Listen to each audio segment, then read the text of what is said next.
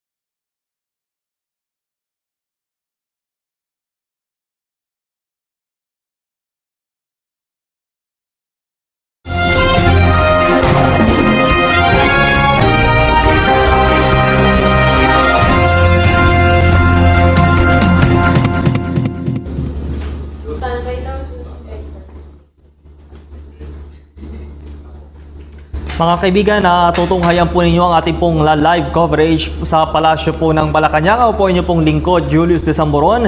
Ngayon pong araw po na ito, ginaganap po sa Palasyo ng Malacanang ang 2016 Search for Outstanding Individuals, kung saan nga po ito pong event na ito na 2016 Metrobank Foundation Outstanding Filipinos ay lalawakan po at pangungunahan ni Pangulong Rodrigo Roa Duterte. Diyan po yan sa Rizal Hall po ng Palasyo ng Malacanang. Ang nakatakda pong schedule ngayon pong araw po na ito diyan po sa Malacanang ay nakatakda pong pangunahan ng isang opening remarks ni Mr. Anisieto Sobrepeña. Siya po ang Pangulo po ng Metrobank Foundation Incorporated, at pagtapos po nito ay ipapakita po dito po sa seremonyas itong mga awardees o ito pong 2016 Metrobank Foundation Outstanding Filipinos. Matapos po nito ay may gagawin din pong the Outstanding Philippine Soldiers o ito po yung mga tops awardees. Ako noong mga nagdaang araw po, ang mahal po nating Pangulo ay binibigyang pagkilala po ito pong mga naiambag ng mga sundalo po natin, lalo na po sa pagpapanatili po ng seguridad po ng ating bansa. Gayon din po, may mga country's outstanding police officers in service. Ito po yung mga COPS awardees ay kikilalanin din po dyan sa ating pong 2016 Metrobank Foundation Outstanding Filipinos. Gayon din, para po sa mga guro, ay Happy Teachers Day po doon sa nito pong mga nagdaang araw. At bilang pagkilala po sa kanila, meron din pong mga awardees para po sa ating Search for Outstanding Teachers. Ito po ay ang SOT kung tawagin. Response on behalf of the 2016 Metrobank Foundation Outstanding Filipinos, ito po ay ipakikilala itong si Police Senior Superintendent Jimwell Siason. Siya po ang 2016 Country's Outstanding Police Officer in Service Awardee. At pagtapos po niyan ay ipakikilala po ni Executive Secretary Salvador Medialdea ang ating mahal po na Pangulo Rodrigo Roa Duterte para po sa kanya pong pagbibigay ng talumpati. Natutunghayan po ninyo po mga kaibigan sa ating pong live coverage. Ito pong 2016 Metrobank Foundation Outstanding Filipinos. Live po yan, direkta po mula sa Palasyo ng Malacanang. At gayon din, dito po sa ating pong programa po ngayon, nung mga nagdaang araw po, dito nga po sa Metrobank Foundation Search for Outstanding Filipinos, ay nabibilang po itong mga guro, mga policeman, at maging po yung mga sundalo. Tigsa 10 po tigsa 10 kada kategorya. Ito pong pinipili. At noong ikalima po ng Setyembre, umakyat sa entablado ito pong 10 guro, mga profesor na nagwagi po dito po sa Metrobank Foundation Outstanding for Teachers naman. Kasama sa pinarangalan nga po, itong ay yung mga nahirang din na mga country's outstanding police officer in service at yung mga sundalo. Alam niyo po mga kaibigan, ito po mga ganitong event ay na pagbibigay po ng parangal at pagkilala po dun sa ating mga nahuwarang guro. Ay, sila po ang tumatayo po nating pangalawang manggulang habang sila po ay habang tayo po palang lahat ay nasa eskwelahan. At syempre, nung tayo po naman ay dumaan po sa elementarya hanggang sekundarya, sila po ang gumagabay po sa atin. Lalo na po doon sa mga kabataan para hindi rin sila malayo ng landas at makuha po nila at makakamit po nila ito pong kanila pong ninanais sa kanila pong buhay. At syempre, tayo pong lahat, pinasasalamatan po lang, hindi lamang po ito pong mga ganitong seremonyas, kundi lahat po tayo. Nagbibigay-pugay po tayo sa ating mga guro, diba? At lalo na po personal po natin na nakasama po natin sa ating pong buhay habang po tayo ay nag-aaral. Gayon din po, ito pong ating mga pulisman, ito mga otoridad po natin na 24 oras po, umaraw man, umulan, tirik man po yung araw sa umaga o kaya po sa 10 oras po ng gabi na tayo nga po yung nagpapahinga, sinisiguro po nila na ang kaligtasan po ng bawat isa po sa atin ay napapanatili. At syempre, para po laban po yan dito po sa mga kriminalidad. Ito po yung mga talagang mga individual po na nananamantala po dun sa mga ordinaryong Juan at Juana de la Cruz. Pati po yung mga sundalo po na ibinubuwis po yung kanila pong buhay na para po lamang maipagtanggol ang isa pong lugar, ang ating pong seguridad. Gayon din po, ito pong ating buong bansa laban po sa anumang masasamang elemento. Kaya nga po, ginaganap nga po ito pong pagbibigay nga po ng parangal sa mga natatanging individual po na yan. At ngayon po, mapalad po sila na makakasama po at makakadaupang palad ang mahal po nating Pangulo. Ang Pangulo po na mula po sa rehiyon po ng Mindanao, Rodrigo Roa Duterte.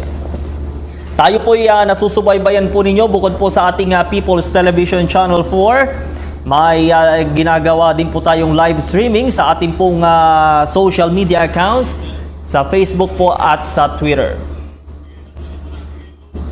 At yung pong ating Facebook account na maaari po ninyong kayo po isundan maaari niyo po kaming sundan sa aming Facebook PTV po. I-type po ninyo at doon po kayo maaari pong mag-comment. Gayon din po at maaari niyo po kaming panoorin sa aming pong live streaming. Gayon din po sa aming YouTube channel. Gayon din po sa aming Twitter account at PTVPH. Tayo pong lahat ay magsama-sama po sa ating pong special coverage dahil po tayo pong mga Pilipino, we are partner for change. Magbabago po ang naunang inihangad nga po ng ating mahal na Pangulo na yan nga po ang isa sa naging dahilan po ng kanyang naging pagkapanalo nito pong nagdaang eleksyon. Ang tunay na pagbabago para po sa sambayanang Pilipino. Uulitin po lamang natin ito pong magiging takbo po ng ating programa diyan po sa Palasyo ng Malacanang. Pansin na po natin na yung ilang pong mga panauhin ay nahariyan na po sa ating People's Palace. Ika nga po ng ating mahal na Pangulo. Yung pong pangungunahan po nitong invocation, dito pong ni Mrs. Maria Regel Olarte. Siya po yung 2016 Search for Outstanding Teacher Awardee. Habang yung opening remarks ay si Mr. Anicieto Sobrepeña po, ang Pangulo po ng Metrobank Foundation naman po ang mangunguna. Pagtapos po ninyo ay ipakikilala po, presentation ceremonies na po nito pong 2016 Metrobank Foundation Outstanding Filipinos. Kung tayo pong lahat po mga kababayan, yung mga nanonood po sa TV, nanonood po sa social media natin, kung tayo nga po makikita po natin silang personal, personal po natin silang sasaluduhan at syempre bibigyan po ng pagpupugay. Magtapos po niyan, may gagawin din pong Outstanding Philippine Soldiers, TOPS Awardees. Gayon din po ito pong Outstanding Police Officers in Service Awardee. Gayon din po para po sa mga guro. Pansin na po natin ngayon, dyan po sa Palasyo ng Malacanang, halos malapit na rin pong magsimula ang ating pong programa, kung saan nga po dadaluhan nga po yan at pangungunahan po ng ating mahal na Pangulo, Rodrigo Roa Duterte. Yung pong programa po palang ito mga kaibigan, alam nyo po, yung Outstanding Filipinos of the Metrobanks, ito po ay ayon po ito dun sa Metrobank Foundation na ito po ay inspired by the vision of the Metrobank Group Chairman, Dr. George T. Nung po sa Metrobank Foundation continuously nurtures excellence. Ito po yung talagang karangalan po at ipinagmamalaki pong nating lahat.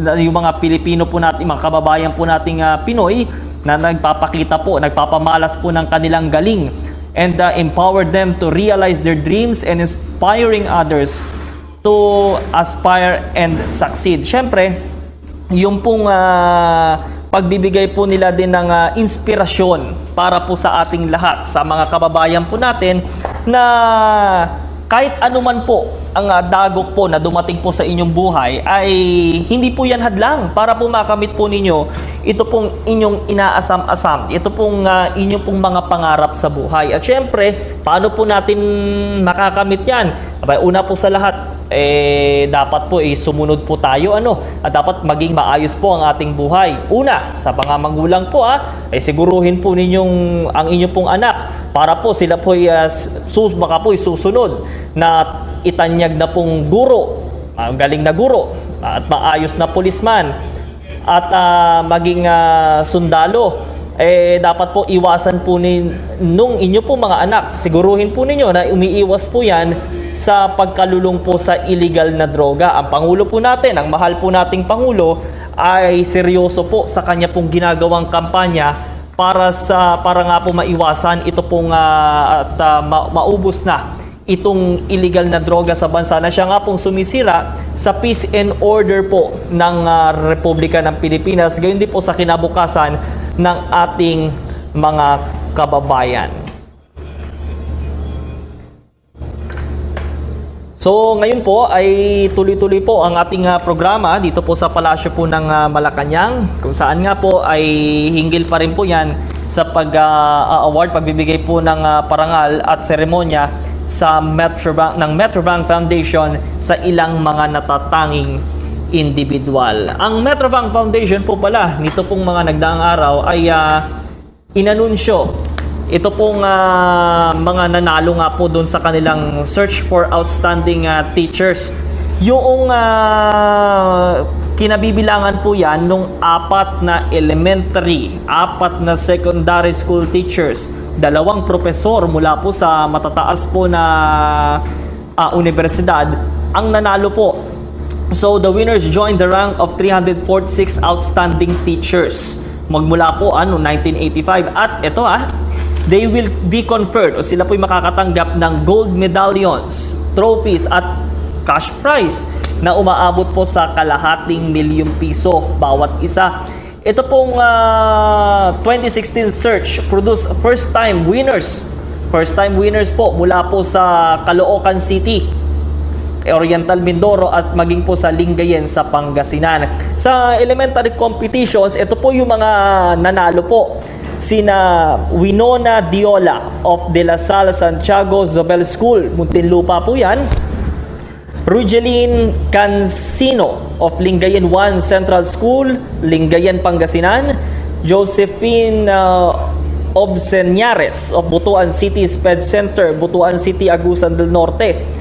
At si Arnold Rosales of Francisco Melgar Memorial School of Nauhan, Oriental Mindoro. Yan po ay pawang po dun sa elementary competition. Habang ito pong sa secondary competition, ang mga nagwagi po ay sina Dr. Roy Basa of Negros Occidental High School. Congratulations po Bacolod City, Negros Occidental po yan galing.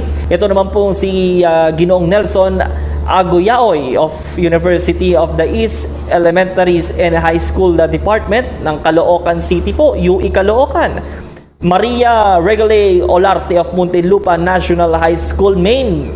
At si Dr. Catherine Faith Bustos of Nueva Vizcaya General Comprehensive High School ng Bayumbong, Nueva Vizcaya. Habang ito pong si Dr. Ernelea Cao of University of the Philippines, Diliman ng Quezon City. Naku, malapit lamang yan mula po dito sa Broadcast Complex. Congratulations po, Dr. Cao. At si Dr. Mark Anthony Torres of Mindanao State University, Iligan Institute of Technology sa Iligan City, Lanao del Norte. Yan po, isa na po yung winners for the higher education competition.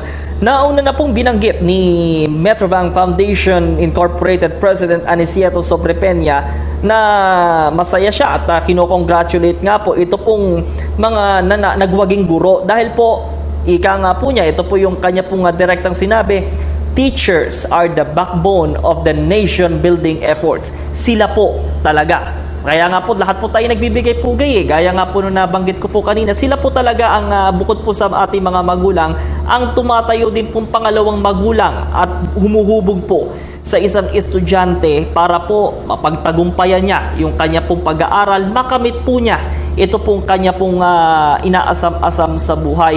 Tayo pong lahat, ito pong mga ating mga nakukuhang propesyon ngayon, itong ating mga nakukuhang parangal, hindi po ito natin makukuha kung hindi din po dahil sa gabay ng ating mga magulang, ng ating pong mga guro at syempre ng ating pong dakilang lumikha. At yan po, mga kaibigan, ito pong mga hakbang po na ito ay magpapakita din po para dun sa mga kababayan natin na syempre tayo po dapat maging inspired always, happy and inspired. Sabi nga po, dapat tayo ay para makamit po natin ito pong ating maayos na buhay at syempre dapat tayo ay may inspirasyon lagi at dapat meron tayong kumbagay tinatanaw po na magandang pag-asa para sa kinabukasan. So, doon po sa ating mga kababayan po, maaari po nyo kaming tunghayan. Ulitin po natin sa ating pong PTV Channel 4, gayon din po sa ating YouTube channel at sa ating social media accounts. Ngayon po, doon sa mga kababayan po nating nakalog on ngayon at nanonood po ngayon live, diyan po sa ating live streaming sa Facebook at gayon din po sa Twitter. Happy viewing po. At syempre, inaantabayaran na lamang po natin ang pagsisimula po ng mismong programa po kung saan nga po ay pararangalan po ito po mga natatanging individual, mga guro, policeman at gayon din po mga sundalo. At syempre, nandiyan po present ang mahal po nating Pangulo Rodrigo Roa Duterte. Ito po yung mga nakuha nating profile of winners. Ito po yung mga ilan doon sa mga backgrounder, ika nga, doon sa mga nagwagi po na individual, lalo na po doon sa mga guro. Ito pong si Winona Diola ng De La Salle Santiago Zobel School mula po sa Ayala, Alabang, Muntinlupa. Ang kanya pong posisyon ngayon, siya po ay grade 5 science teacher at ang field of specialization niya ay general science. Okay, ito sa mga magagaling po sa science, talaga, ito po, 22 years na siya sa kanya pong pagsiservisyo at third awardee siya na mula po sa lungsod po ng Muntinlupa. Yung susunod po lamang, ito pong si Rogeline Cancino mula po sa Lingayen 1 Central School sa Pangasinan po. Siya po ay master teacher 2 at ang field of specialization niya ay English at Science. 21 years na po siyang nagsiservisyo po bilang guro sa nasabing pong paaralan. Ikatlo po si Josephine Obseniares mula po sa Butuan City Sped Center sa Agusan del Norte. Master Teacher 1 po siya at syempre ang kanya pong field of specialization ay music. Talaga nga po yung mga kababayan po natin, mga tagapanood at tagapakinig, pag nga po nakakarinig ng music, ay nagiging maayos po at pahingang-pahinga na sila sa kanila pong mga ginagawa. 27 years na po, ito pong si Madam Josephine sa kanya pong teaching career. At susundan po natin, ito pong si Ginoong Arnold Rosales mula po sa Francisco Melgar Memorial School sa Oriental Mindoro. English specialization din po siya, Master Teacher 1 at 19 years na po siyang nagseserbisyo po bilang guro.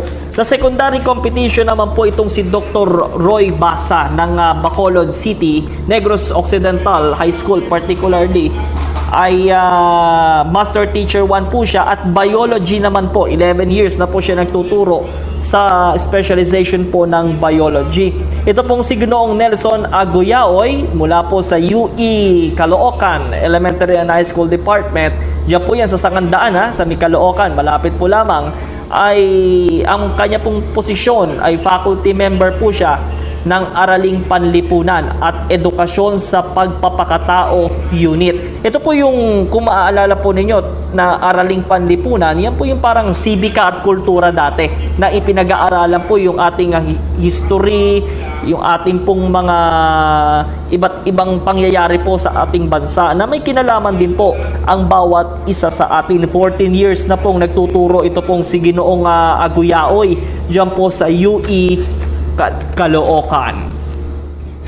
Si Ma'am Maria Fe Regalay Olarte po ng Muntinlupa National High School, Poblacion 1 Muntinlupa, ang kanya pong posisyon ngayon ay Teacher 1 ng Physics. 11 years na po siya at siya po yung pangalawang awardee mula po sa Muntinlupa City. Alam niyo po, kung ako yung estudyante nitong mga nababanggit po nitong mga guro, proud na proud ako dahil ito yung kumbaga teacher ko yan. Gaya nga nung mga kung mapaparangalan nga syempre maalala natin nung tayo din na estudyante, kung mapaparangalan nga yung iyong section dati sa classroom, proud ka na. Sabi mo, parte ako niyan. Lalo pa kaya kung teacher mo mismo itong bibigyan ng parangal na kikilalanin dahil sa kanyang huwarang katangian. At yung mga estudyante nito, for sure nito, proud na proud sa kanilang mom and sirs. Siguro kakantsawan na sila na magpa-blowout na matapos nga po ito pong programa pong ito. Ito naman po si Dr. Catherine Faith Bustos ng Nueva Vizcaya General Comprehensive High School ng Nueva Vizcaya, Bayumbong. Master Teacher 1 po siya at ang kanyang field of specialization ay sa larangan po ng Ingles. 11 years na po siya at siya po ay pangatlo dun sa mga third awardee po siya mula po sa Bayumbong, Nueva Vizcaya. At dun sa higher education naman, Universidad po ng Pilipinas, si Dr. Ernelea Cao. Itong si Dr. Cao po ay Professor 12 ang kanya pong posisyon ngayon at Biology Genetics ang kanya pong field of specialization. 36 years na po siyang nagtuturo. Ito'y matagal na po. Ika nga, masasabi na po nating isa na ito dun sa mga matuturo natin. Kung tayo nga po sa larangan po ng industriya ng pamamahayag, batikan na ito. Kumbaga, itong 36 years na po. At siya po ang ika-44th na awardee na mula po sa lungsod po ng Quezon. At itong ika-10, last but not the least, Mark Anthony Torres. Dr. Mark Anthony Torres, congratulations po mula sa Mindanao State University, Iligan Institute of Technology sa Lanao del Norte po. At siya po ay Associate Professor 5 at ang kanya pong specialization ay Biology. 11 years na po siyang nagtuturo at syempre ika-5 po siyang awardee mula po sa Iligan City.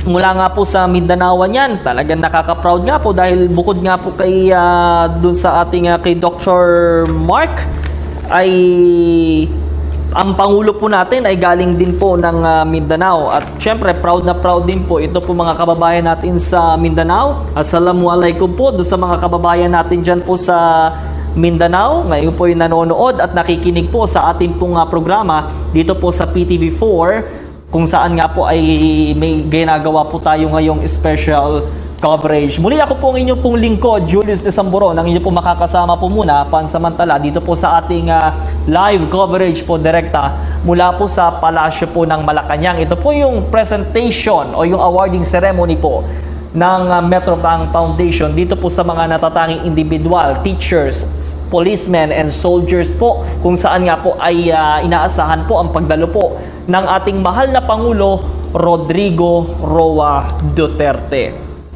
Nito po lamang August 16, 2016 po ay inanunsyo po ng Metrobank Foundation ito pong 2016 Country's Outstanding Police Officers in Service. Ayan, mga police, mga saludo tayo dyan Yung yan pong programa na yan, itong Metrobank Foundation, kasama po ang Rotary Club of New Manila East at ang Philippine Savings Bank ay kanila nga pong kinilala at pinarangalan ito pong mga best cops sa ating pong bansa. Ito po composed ito ng 4 na commission officers, police commission officers, 6 na non-commission officers at nasa ranggong 128 outstanding police officers.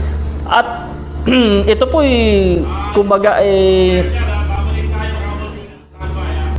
at ito nga po ay gold medallions ang kanila makukuha at trophies at cash prize na nag-amount po ng 500,000 each. Mga kaibigan, tutok po lamang kayo at bukod sa mga guro at mga pulis at mga sundalo, abangan po ninyo ang sino-sino pa ang mga pararangalan live po mula po sa Palasyo ng Malacanang. Tutukan po ninyo ito. Ako po si Julius de Samburon at ito po ang special coverage. Magbabalik po kami. Ito po ang Metrobank Foundation Awarding Ceremony kasama po ang Pangulong Rodrigo Duterte. Special coverage.